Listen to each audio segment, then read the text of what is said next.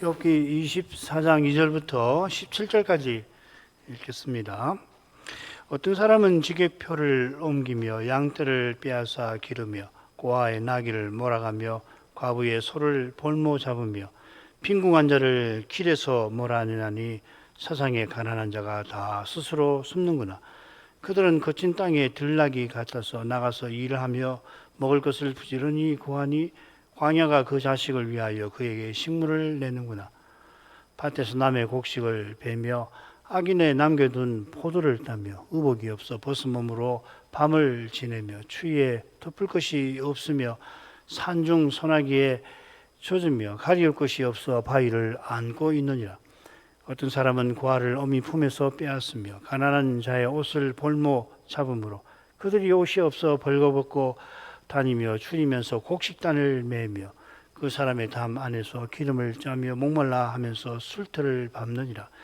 인구 많은 성 중에서 사람들이 신음하며 상한 자가 부르짖으나 하나님이 그 불의를 보지 아니하시느니라. 또 광명을 배반하는 사람들은 이러하니 그들은 광명의 길을 알지 못하며 그 첩경에 머물지 아니하는 자라. 사람을 죽이는 자는 새벽에 일어나서 가난한 자와 빈궁한 자를 죽이고 밤에는 도둑같이 되며 가늠하는 자의 눈은 저물기를 바라며 아무 눈도 나를 보지 못하리라 하고 얼굴을 변장하며 밤에 집을 뚫는 자는 낮에는 문을 닫고 있은즉 광명을 알지 못하나니 그들은 다 아침을 흑암같이 여기니 흑암의 두려움을 알미니라. 욥은 엘리바스의 단죄로 받는 그 재앙이 탄식보다 중하다며 깊은 근심에 휩싸였습니다. 이게 23장 2절이죠. 바울 사도가 모든 교회를 위한 염려로 영원히 짓눌릴 때 마침내는 모든 염려를 주님께 맡기고 마땅히 구할 바를 아뢰었을 텐데 아직 욥은 자기 사정을 하나님께 아뢰 기회를 여전히 구할 뿐입니다. 당장은 욥의 처지가 사도보다 훨씬 열악합니다만 사도도 마침내 마땅히 구할 것을 아뢰 때까지는 욥처럼 깊은 근심에 휩싸여 있었을 겁니다. 주님께서 내 교회를 세우리라는 약속을 사도가 몰라서도 아니고 잠시 그 약속을 그만 잊은 탓에 그런 것도 아닙니다. 근심하는 동안 그 약속을 심지어 믿지 않아서 그런 것도 아닙니다. 사도가 모든 교회를 위한 염려를 말하던 그때 가령 고린도 교회에 어떤 일이 벌어져 있었습니까? 자칭 큰 사도라 하는 거짓 선생들이 고린도 지도자들을 미혹하여 함께 바울 사도를 맹비난하였습니다. 맹비난 듣는 거 물론 사람이 견디기 힘든 겁니다만 예언약 백성의 구원을 위하여 자기가 그리스도에게 끊어지는 것까지도 감수하려 했던 이 사도에게는 거짓 교훈의 주님의 교회가 무너질 것 같은 현실만큼 괴로운 게 없었습니다. 같은 괴로움이 지금 욥의 영혼을 흔들고 있습니다. 욥을 하나님의 종으로서 볼 때에 그의 근심이 뭐였겠나 이런 걸 이제 우리가 살피는 거죠. 죄와 죽음의 현실에 흔들리는 그의 영혼에 성심께서 소망의 빛을 비추십니다. 하나님께 아릴 길이 보이지 않는 욥인데 하나님께서 그러나 자기를 위한 길을 틀림없이 아신다고 고백합니다. 이 고백은 욥이 평생 주님의 말씀을 좇아 주의 길로 행한 그 사실과 붙어 있습니다. 주께서 욥을 지금까지 인도하셨고 지금 더욱 그리하십니다. 다만 그 인도하심이 실로 거룩하여서 이 연약한 인생이 그분이 왼편에서 일하시나 나는 만날 수가 없구나 탄식할 수밖에 없습니다. 탄식하는 그가 실은 일하시는 여호와께 쓰임을 받고 있습니다. 이를 위하여 욥들어 말씀을 깨닫고 받들게 하신 것입니다. 이 진실이 그는 뜻이 일정하시니 누가 능히 돌이킬까? 이렇게 욥이 탄식하는 데서 은은히 드러납니다. 신비한 아름다움이 욥의 그 고통스러운 탄식에 감도는 것 같습니다. 하나님께서 원하시는 대로 친히 행하시는데 인생의 말씀을 깨달은 바를 얼마든지 넘어서십니다. 넘어서시니까 당장에는 깨달은 말씀이 허물어지는 것 같습니다. 깨달은 말씀이 인애와 성실이 가득한 언약의 사회에 관한 것일 텐데 이제 욥의 부족민들이 욥을 외인 취급, 외국 사람 취급합니다. 누구보다 욥처럼 말씀을 깨달았을 것 같은 세 친구가 오히려 욥을 정죄하되 심지어 거짓말도 서슴지 않습니다. 욥이 받은 고난을 아무도 헤아리지 못하고 십자가 지실 메시아만 헤아려 주실 것 같습니다. 여호와께서 실은 욥의 고난을 쓰셔서 메시아를 세상에 보내시는 그 일을 이루십니다. 심히 고통스러워하면서 욥이 내게 작정하신 것을 이루실 것이라 이런 일이 그에게 많이 있느니라 고백합니다만 욥이 구하는 것이나 생각하는 것에 넘치도록 여호와께서 이루고 계시는 것입니다. 그러니까 내게 작정하신 것을 이루시고 이런 일이 많다라고 하는 것은 자기 깨달음을 넘어서서 하나님이 행하시는 그런 일이 많다는 것 아니에요. 그러니까 당장에는 내 깨달음이 내가 제대로 깨달은 건가 왜 이런가 하지만 하나님은 그가 구하거나 생각하는 것에 넘치도록 이루고 계신 것입니다. 심지어 욥이 아랠 기회를 찾지 못한다고 토로하지만 하나님께서 욥에게 있어야 할 것을 다 하시고 이미 응답하십니다. 이 어려운 처지에서도 그를 붙드십니다. 그러나 욥이 천상어전에서 일어난 일을 여전히 알지 못하듯이 심지어 친구들이 왜 이렇게까지 정죄하는지 여전히 헤아리지 못하듯이 그는 적는 자가 나로 두렵게 하신다며 탄식합니다. 그만큼 악인들이 형통한 현실이 믿음의 길을 힘들게 합니다. 24장 1절 말씀이에요. 자, 이제 이 사실에 비추어서 헤아려서 이루어지는 압제를 욥이 언급한 의중을 살피도록 하겠습니다. 셋으로 나누지요. 2절부터 4절 악인이 가난하고 약한 자를 압제합니다. 5절부터 8절은 가난한 자들이 억눌려 고단하게 살아가는 그 생활상을 생생하게 처절하게 묘사합니다. 9절부터 11절에서는 악인이 가난하고 약한 자를 압제하는 그것을 반복하면서 가운데 내용도 사실은 덧붙입니다. 가운데 부분에서 가난한 자들이 얼마나 고단하게 살아가는지를 욥이 길다고 할 수 있네요. 길게도 사실은 처절하게 열거합니다. 그 이유가 처음과 끝의 부분에 나옵니다. 악인의 압제에 있는 거죠. 욥이 이런 현실을 토로하는 의중이 뭘까 살필만 합니다. 이를 위해서 무엇보다 엘리바스가 욥을 정죄하면서 욥이 하지도 않은 악행을 마치 직접 본 것 마냥 길게 나열했던 그 사실을 놓칠 수 없을 겁니다. 욥은 자기가 그런 악행을 저지르지 않았다 그렇게 대꾸하는 게 아니라 평소 가난한 자들이 악인의 압제 아래서 얼마나 신음하는지 자기가 헤아렸다는 그 심정을 드러냅니다. 이런 심정을 가지니까 엘리바스의 정죄처럼 그런 악행을 저지를 리가 없지요. 아울러 욥은 친구들의 거짓된 정죄에 얼마나 자기가 짓눌리는지를 암시하는 것도 같습니다. 2절부터 4절로 가겠습니다. 어떤 사람은 제개표를 옮기며 양태를 빼앗아 기르며 고아의 나귀를 몰아가며 과부의 소를 볼모 잡으며 빈궁한 자를 길에서 몰아내나니 세상에 가난한 자가 다 스스로 숨는구나. 이 지게표를 옮기는 행위는 남의 땅을 빼앗아 자기 것 삼는 거죠. 이 표현이 아시리아가 약한 나라들을 정복하는 일을 가리키는데 모세 일부분 이 짓을 엄히 경고하죠. 신명기 21장 17절에 보면 그 이웃의 지게표를 옮기는 자는 저주를 받을 것이라. 이게 이제 소위 에발산 저주 선언이잖아요. 거기 이 지게표 옮기는 죄가 언급이 되어 있는데 그 말은 기업의 땅이 그만큼 중요하다는 의미죠. 요컨대 지게표 옮기는 것은 우상숭배처럼 언약을 허무는 중대한 죄라는 겁니다. 욥의 시대가 물론 모세 이전일 것입니다만은 아시리아가 약한 나라들을 정복하는 그런 일이 그 시대에도 있었잖아요. 그처럼 세상 나라의 이 짐승 같은 성격을 언약의 부독장인 욥이 누구보다 주목했을 겁니다. 지게표 옮기는 일은 4절에서 빈궁한 자를 길에서 몰아내는 짓과 연결될 겁니다. 이런 빈궁한 자를 길로 내모는 게 아니라 길에서 몰아내는 겁니다. 지게표를 옮기니까 살집이나 땅이 없으니까 길거리에 길바닥에 나앉는 모습이 얼른 떠오르니까 읽을 때 길로 몰아낸다 이렇게 읽기 쉬운데 길에서 몰아낸다 했습니다. 이건 공동체에서 정상적으로 살아가지 못하게 한다는 뜻입니다. 거리가 황폐해져서 지나가는 자가 없는 것이 언약의 저주를 가리키듯이 길에서 몰아내는 것은 공동체에서 정상적인 삶을 살지 못하게 되는 거죠. 가운데 양떼를 빼앗아 기르는 악행이 나옵니다.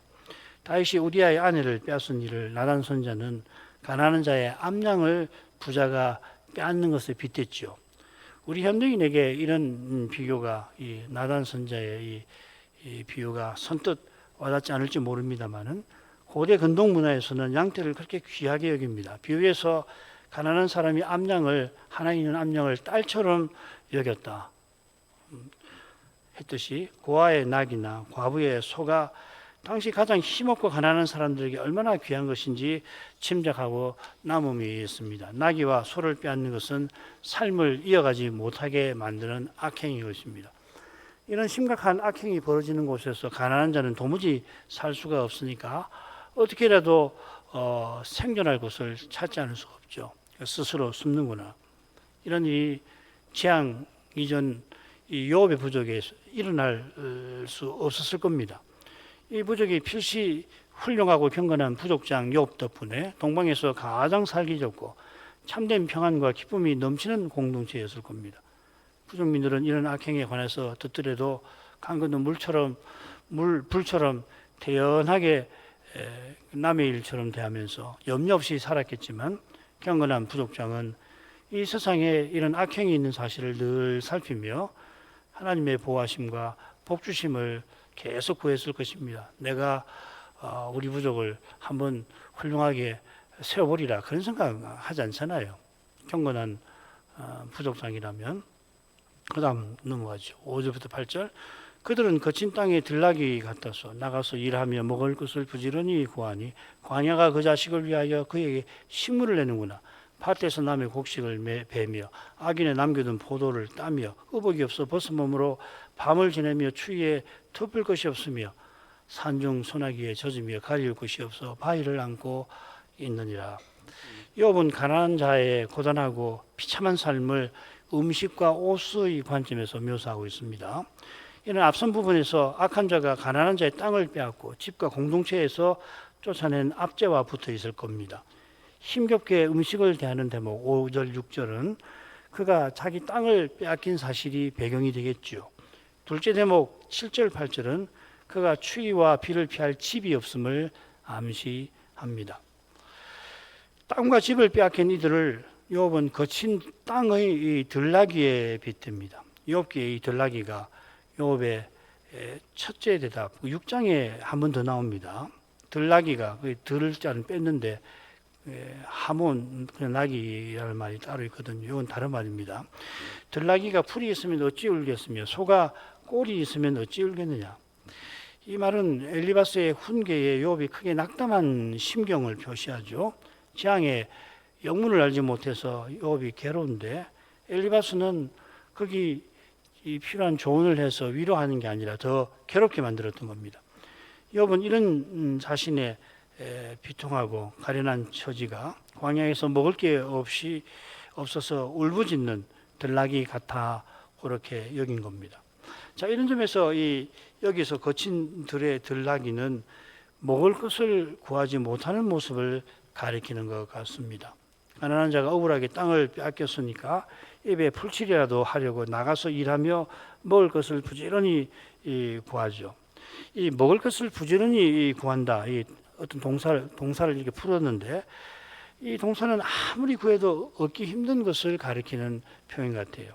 욥기 7장 21절에 이 동사가 하나님께 쓰여서 부지런히 찾으실지라도 내가 잊지 아니하리라 이렇게 쓰였습니다. 이는 광야가 그 자식을 위하여 그에게 식물을 내는구나 라는 표현에도 담겨 있습니다. 이 원문에는 낸다는 말이 없습니다. 그래서 원문들을 새기면 광야가 그들의 자식에게 식물이 된다 이렇게 새길 수가 있어요. 이건 가난한 자와 그 자식들에게 먹을 게 없다라고 하는 걸 강조하는 거죠. 그러니까 지금 취지가 욥이 말하고자 하는 바는 이 점 같아요. 도무지 먹을 것을 구하기 어려운 처지, 그걸 말하는 것 같습니다. 그래서 밭에서 남의 곡식을 베면 악인에 남겨둔 포도를 땁니다. 남의 곡식이라 새겼는데요. 이 말이 아까 6장 5절에 나왔습니다. 소가 꼴이 있으면 그 꼴이라고 했습니다. 욥기 외에 이사야에 한 번 더 나오거든요. 거기도 소나 나귀가 먹는 여물, 꼴을 가리키는 말입니다. 남의 곡식이라고 왜 새겼는지 잘 모르겠는데 이 표현을 읽을 때 금방 예수님의 비유가 생각이 납니다. 둘째 아들이 먼 나라에 가서 거지가 되어 갖고서는 돼지가 먹는 지엄 열매도 돼지에게는 그 열매를 주지만 주인이 그 열매조차 둘째 아들에게 주지 아니하는 모습을 떠오르게 합니다. 이 모습이 악인의 남겨둔 포도를 따는데도 엿보입니다. 우선 악인이 가난한 사람을 위해서 떨어진 포도를 그냥 내버려 둘 것 같지 않습니다. 이건 모세 시대에 와가지고서 언약의 나라에 가난한 사람이 먹지 못해서 사명을 이루지 못하는 일이 없도록 이 곡식이나 과일이 떨어지면은 그 주인이 줍지 않도록 놔두면은 가난한 백성이 남의 밭이나 과수원에 가서 그 먹을 걸 얻도록 하신 규례 아닙니까? 그 언약의 나라도 그게 지키기가 쉽지 않은데 지금 악인이 그럴 리가 없잖아요. 그리고 딴다라고 새긴 이 동사가 구약 성경 여기만 나오는데 이 정확한 뜻을 달리 알기가 어려워요. 고대어를 잘 아시는 분은 알지 모르겠지만 아무리 사전을 봐도 알기가 힘듭니다. 그래 유대인 영역본을 보니까 약탈한다고 새겼어요. 그 디스포일이라고 하는 건데 이건 떨어진 포도 줍는 것이 쉽지 않음을 암시하는 거 아닌가. 떨어져 있어도 그걸 가서 하나님 모세 시대 같으면은 언약의 나라 같으면 율법에 그런 조항이 있으니까 뭐 남의 밭에 가서 줍는 것이 그렇게 흔쾌한 일은 아니지만 그래도 율법에 보호가 있으니까 가서 말하자면 권리 행사처럼 할 수가 있지만 지금은 그럴 수 없다고요. 뭐 보니까 밭에 떨어진 게 있는데 그걸 가서 차마 가서 가져올 수 없으니까 훔치듯이 약탈하듯이 그렇게 번역을 한 것 같습니다. 고대 역본 70인역인데 그건 아예 번역을 이렇게 해놨어요. 가난한 자가 품사 없이 먹지도 못한 채 거둔다 이렇게 아예 이 부분을 번역을 했습니다. 이 번역이 문맥과도 잘 어울릴 겁니다. 그 다음에 그 밑에 부분에도 뭐 그런 게 나오는데요. 먹을 게 없을 뿐 아니라 의복이 없어 추위에 시달립니다. 의복이 없는 것은 아마 빚을 갚지 못해서 겉옷을 빼앗긴 걸 암시합니다. 모세 율법은 이걸 엄금하죠, 그죠? 이것이 돈을 빌려갖고 못 갚아서 전당 잡은 옷을 빼앗았더라도 해가 지면은 반드시 돌려주도록 했습니다. 이 겉옷이 가난한 사람들에게는 추운 밤을 견디는 이불 노릇을 하거든요. 겉옷이 없을 뿐 아니라 집도 빼앗긴 탓에 비가 세차게 내리면 산으로 빛이 내립니다. 길에 내몰린 상태죠. 악인들이 공동체를 쥐락펴락하니까 비가 오면 피할 처마, 우리나라 같으면 처마가 있잖아요. 그러면은 가다가 비가 오면 남의 집 처마에 우두커니서 잠시 비를 피할 수 있는데 그런 처마도 가난한 자에게 허락하지 않는 모습입니다. 세차게 내리는 비에 온몸이 젖고 비가 세찬 것은 바람이 거센 거니까 바람에 몸이 흔들리니까 그걸 위해서 바위를 그냥 그 차가운 바위 아닙니까? 비는 온몸을 젖었지 바위도 얼마나 차갑겠어요. 바위가 차갑지만 그 바위를 안고 있어야 안 그러면 몸이 막 바람에 막 이리저리 나뒹굴 참이니까 굉장히 이 묘사가 이건 정말 무슨 욥이 무슨 소설가나 시인이나 이런 재주가 있어서 뭐 그럴 수도 있겠지만은 평소에 이 하늘에서 이루어지는 이 납제에 대해서 늘 살피고 자기는 뭐 아무 상관없는 사람이잖아요. 그렇지만은 하나님 말씀을 쫓아 사는 사람, 하나님의 사랑을 맛본 사람들은 그 심정이 생기잖아요. 뉴스에 무슨 일이 있으면 아이고 어떻게 저런 일이 나서 지진이 일어났는데 그 얼마나 힘들까. 그 밑에 식구들이 깔려있다고 한다면 그 얼마나 괴로울까. 우리 이번에도 비가 많이 와서 거제도에 엄청난 비가 와가지고 막 아파트가 그렇게 허물어지고 아파트 벽이 막 착착착 갈라진 이런 걸 볼 때에 신자는 뭐 나는 뭐 전주 사니까 뭐 관계없다 그렇게 안 되잖아요. 그러니까 욥은 훨씬 신앙이 깊고 심정이 고결한 걸 보여주는 것 같습니다. 지금 이 부분에서 강조하는 점이 그 점입니다. 9절부터 11절 가지고 어떤 사람은 고아를 어미 품에서 빼앗으며 가난한 자의 옷을 볼모 잡음으로 그들이 옷이 없어 벌거벗고 다니며 줄이면서 곡식단을 매며 그 사람이 담 안에서 기름을 짜며 목말라 하면서 술틀을 밟느니라. 우리 번역된 것보다 훨씬 비참하게 원문은 되어 있는데 그걸 조금 설명해 볼게요. 이 부분은 첫째 부분과 짝을 이루며 악인의 압제를 다룹니다. 첫째 부분의 압제에 버금가는 압제가 9절에 나옵니다. 첫째 부분에서 악인이 가난한 자의 땅과 집을 빼앗았는데 여기서는 그의 자식을 빼앗아 종 삼는 것을 다룹니다. 가난한 사람이 빚을 갚지 못하니까 필시 볼모 잡았던 그 아이를 데려간 것입니다. 가난한 자의 옷을 볼모 잡는다고 번역을 했지만 사실은 이 아이를 데려간 것하고 평행한 겁니다. 원문에 옷이라는 말 안 나와요. 심지어 아이의 아버지가 무슨 일이 있어서 세상을 떠났는데 그래서 빚을 냈는지 빚을 갚느라고 하면서 세상을 떠났는지 어머니가 홀로 남아 있고 그 어머니 품에서 아이를 강탈합니다. 고대 근동에서 남편 없는 여인에게 아들은 현대국가의 비싼 처지보다 훨씬 절실한 존재 아닙니까? 이런 처지의 여인은 심리적, 사회적 안정만 아니라 무엇보다 생존 유지를 위해서도 기댈 데가 없게 되는 겁니다. 악인은 가난한 자가 살기 힘들어도 심지어 죽어나가도 상관치 않습니다. 10절은 문맥상 악인에게 종으로 팔린 아이들에 관한 내용 같아요. 그래서 얘들이 벌거벗고 다니며 추립니다. 남의 집 종살이 하는데 주인이 걷어도 음식도 주지 않는 거예요. 전쟁 노예들은 이놈들이 우리나라를 공격했다고 해서 죽을 때까지 학대하곤 하잖아요. 너무 두 국가 사이의 전쟁이 치열해가지고 저 나라가 우리나라 백성을 많이 죽였는데 마침내 그 나라를 정복해서 그 사람들 노예 잡을 때 종인데 그냥 종이 아니고 죽을 때까지 학대하는 그런 예들이 많이 있잖아요. 로마 시대 그 범선을 노젓게 하는 그 전쟁 노예들 대표적이잖아요. 되게 배너가 그런 내용이 나오죠, 그죠? 배너 같은데. 그러니까 웬만한 체력이나 정신력이 없으면 그 범선을 처음에 다 죽어버리잖아요. 그만큼 사람을 학대하는 일이 이 세상에 있는데 여기는 지금 아이를 그렇게 한다는 겁니다. 이 어린 아이들이 종들이 헐벗고 줄인 채로 무거운 곡식단을 운반합니다. 얼마나 잔인합니까?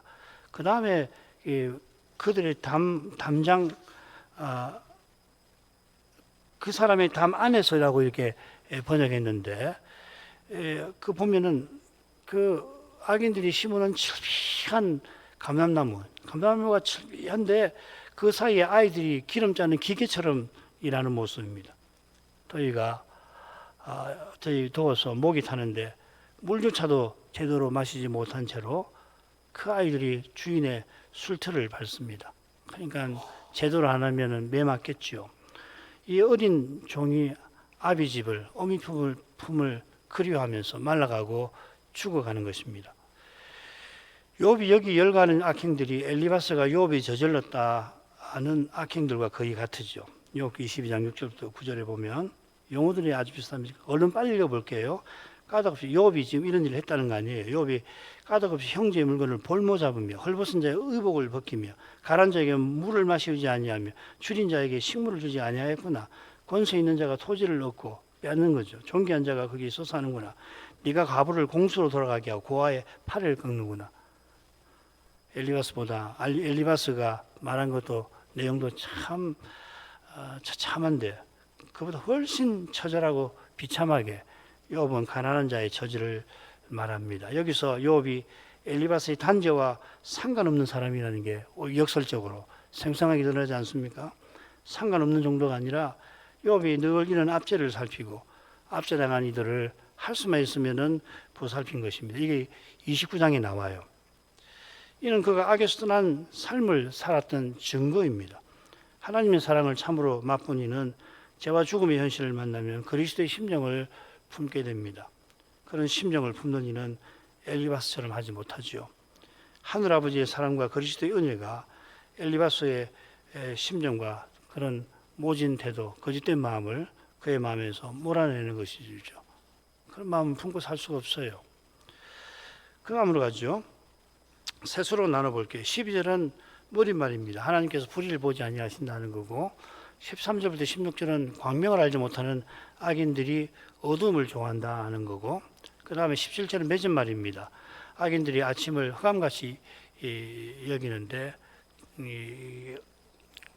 어둠을 두려워하기 때문이다, 이런 말입니다. 이 부분에서 욥은 짝을 이루는 첫째 부분 23장 13절부터 24장 1절과 더불어서 악인의 형통함을 다룹니다. 악인이 형통한 것은 하나님이 불의를 보시지 않는 까닭이죠. 12절 하나님께서 보시지 않는 게 아니고 정말 정확하게 말하면 악인이 살피시는 하나님을 감히 거역하는 겁니다. 그들은 광명을 배반하는 자들입니다. 그래 빛 아닌 어둠을 좋아하죠. 당장에는 자신이 원하는 것을 이루지만 그 마음에 흑암의 두려움이, 사망의 그림자에 대한 두려움이 실은 있다, 이렇게.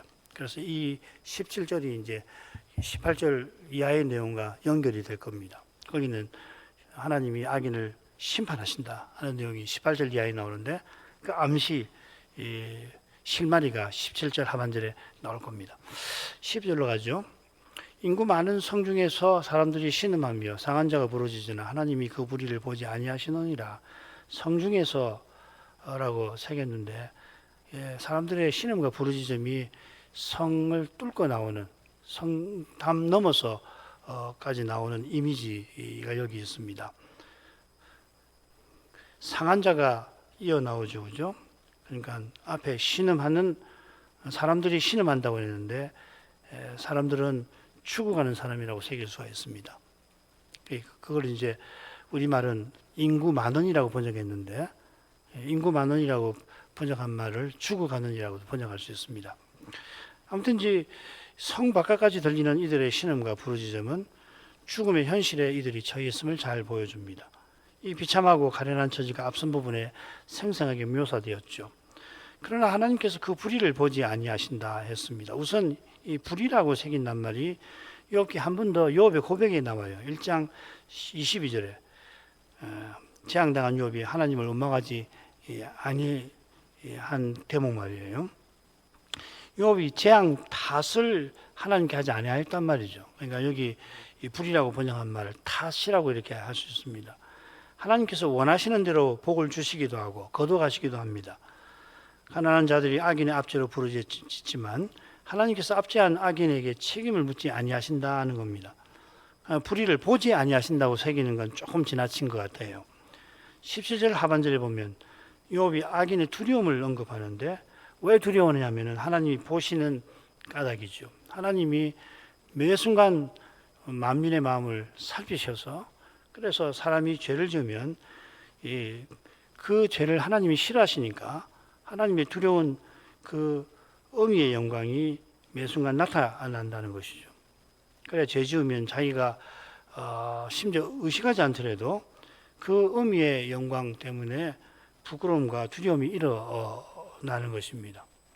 아울러 타락한 인생 스스로는 그것을 억누르고 외면하려 합니다. 진리를 불의로 막으려고 하는 거죠. 자, 이런 주제가 둘째 부분에서 다루어질 겁니다. 욥이 실로 죄와 죽음의 현실을 깊이 살피고 중요한 내용을 말합니다만 그럴지라도 그 현실이 자기 눈앞에 가득할 때에는 하나님이 불의한 자를 심판하시지 않는 것 같아 토로하고 탄식하고 마는 것이죠. 13절부터 16절로 가죠. 또 광명을 배반하는 사람들은 이러하니 그들은 광명의 길을 알지 못하며 그 첩경에 머물지 아니하는 자라.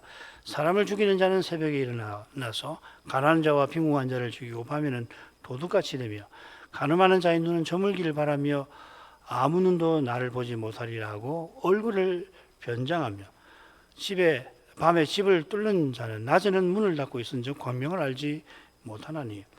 13절, 14절, 16절에 이 광명이라는 말이 나옵니다. 14절에 이 새벽이라고 새긴 낱말 안에 그 광명이 나옵니다.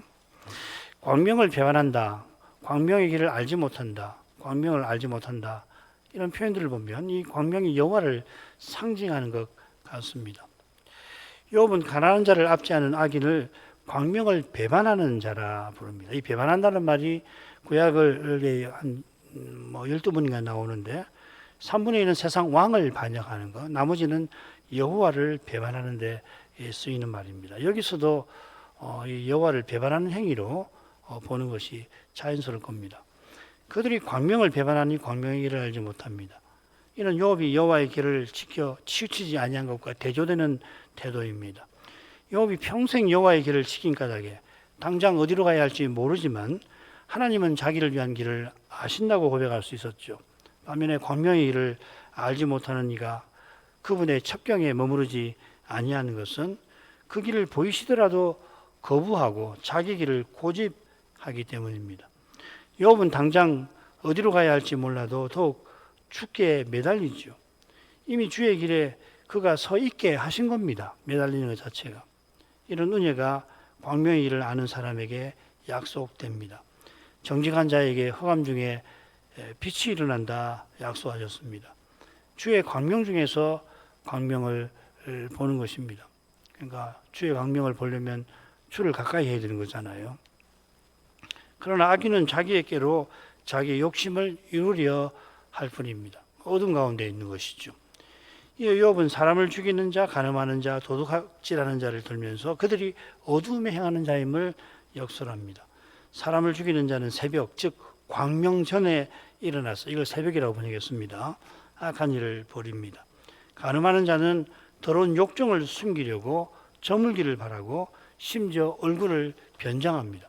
도둑질하는 자는 남의 집을 밤에 뚫고 낮에 집에 있더라도 상관없을 텐데 문을 닫고 숨습니다. 이처럼 어두움 속에 행하는 것은 광명을 알지 못하는 데 있습니다. 광명이신 하나님께는 흑암이 숨기지 못하며 밤이 낮과 같이 비치고 어둠과 광명이 그분에게는 일반이라는 걸 그들이 모르는 것입니다. 사람의 눈은 속여도 스스로 속아서 하나님은 다 아신다는 이것을 일부러 잊을 정도로 이들은 어두운 것입니다. 17절로 가죠. 그들은 다 아침을 흑암같이 여기니 흑암의 두려움을 알미니라. 그들이 광명을 알지 못하고 어둠 가운데 행하는 이유가 여기 나옵니다. 상반절에 아침을 흑암같이 여긴다 새겼는데 여기 흑암은 흔히 사망의 그림자를 라고 번역됩니다. 욥기에 대부분 그렇게 번역이 되어 있습니다. 사망의 그림자, 죽음의 그림자. 그처럼 아침이 그들에게 사망의 그늘이다 이렇게 되어 있습니다. 이 표현은 그들이 흑암, 사망의 그늘의 두려움을 안다 하는 뜻일 것입니다. 그들이 마치 하나님께서 악행을 보시지 않는 것처럼 생각합니다만은 그런 생각이 일어나는 마음 깊은 곳에 사망의 두려움이 도사리고 있다 하는 겁니다. 이는 하나님께서 그들의 악행을 다 보시고 그걸 싫어하시는 사실과 붙어 있습니다. 하나님이 싫어하시며 심판하실 뜻을 나타내시는 까닭에 죄를 짓는 이마다 두려움과 부끄러움을 맛보는 겁니다. 양심이 화인 맞은 사람들, 이 귀신의 가르침을 듣는 자들이죠. 이들은 얼른 두려움과 부끄러움도 느끼지 않습니다. 그렇지만 마치 번개치듯이 하나님의 진노의 계시가 그 영혼 깊은 곳에 비칠 때 그들이 거기 단단히 숨겨놓은 두려움과 부끄러움이 드러나고야 말 것입니다. 그러면 사람이라면 하나님 앞에 겸비하고 그렇게 해야 될 텐데 아합같이. 그러나 귀신의 가르침을 듣는 자들은 더 완고해져서 더 주를 대적하고 악한 일을 행하는 것이죠. 그러니까 더욱 대적하게 되는 겁니다. 하나님은. 하나님께서 불의를 심판하시지 않는다고 토로할 만큼 욥은 친구들의 거짓된 정죄에 견디기 힘든 처지에 놓였습니다. 자기 처지가 어떤지를 드러내려고 악인의 지독한 압제에 가혹하게 시달리는 가난한 자의 형편을 언급한 것도 같습니다. 욥의 처지가 실은 가난한 자의 형편보다 못하면 못했지 낫지는 않을 겁니다. 또 욥은 엘리바스의 단죄와 달리 그런 악한 일을 행하지 않았습니다. 오히려 그처럼 압제당하는 일을 불쌍히 여겼고 그런 일이 자기 부족에서 일어나지 않도록 하나님 은혜와 다스림을 구했을 겁니다. 구하는 만큼 욥은 틀림없이 오실 메시아를 간절히 바랐을 것입니다. 죄와 죽음의 현실이 욥의 부족만 비껴갈 리가 없지 않아요. 욥이 그 현실을 감사하게도 바로잡게 되었을 때는 하나님께 감사했을 것이고 동시에 그 현실이 메시아 오실 때까지 이어질 것을 아니까 이 경건한 욥의 마음에 거룩한 슬픔이 일어났을 겁니다. 게다가 지금 욥은 누구보다 그 현실에 잔인한 칼날에 베였습니다. 평생 주의 길을 좇으며 바라던 바가 뿌리째 뽑힌 것 같습니다. 하나님께서 사정을 아릴 기회를 여전히 주시지 않습니다. 탄식하는 욥의 말에 원망이 섞여 있습니다. 그러나 거기 죄의 현실을 꿰뚫는 통찰이 드러납니다. 이 통찰이 필시 욥이 겪는 이 고난을 통해서 더 깊어졌을 겁니다. 이 통찰이 욥의 성경을 통해서 믿음의 길에 얼마나 유익을 주었을지 헤아리기가 힘들 것입니다. 하나님께서 메시아를 통하여 행하시는 일은 실로 거룩하십니다. 이만큼 하죠. 욥이 혈에서 벌어지는 악인의 가혹한 압제를 나열합니다. 그 이중은 전능자께서 악인을 심판할 날을 정하지 아니하신 것처럼 보이는 현실, 자기가 믿음의 길에서 혹독한 시련을 겪는 현실과 붙어 있을 겁니다. 욥이 묘사하는 압제의 현실이 실로 처절하고 가련한 데서 엘리바스가 마치 직접 목격하고서는 욥이 그런 악행을 저질렀다고 단죄한 이것이 얼마나 거짓된가가 되는지가 드러나는 것도 같습니다. 그만큼 욥이 하나님께 자기 억울한 사정을 아뢰고자 하나 하나님이 허락하시지 아니하는 그 처지를 토로하는 것입니다. 탄식하는 욥의 토로하는 말에서 죄의 현실을 꿰뚫는 그의 통찰이 여실히 드러납니다. 욥의 통찰이 형통한 시절 그가 말씀의 빛 가운데에서 부족 안팎에서 당면한 현실을 깊이 살핀 태도, 믿음으로 죄의 현실을 대면한 것과 물론 붙어 있습니다만 거듭 재앙당했고 이어 계속 정죄받는 이 처지를 통해서 이 통찰은 더욱 깊어졌을 것입니다. 통찰이 깊어진 만큼 욥의 고난도 깊어갈 것입니다만 그의 통찰이 그의 성경책에 담긴 것처럼 그의 고난이 이미 하나님께 쓰임 받은 겁니다.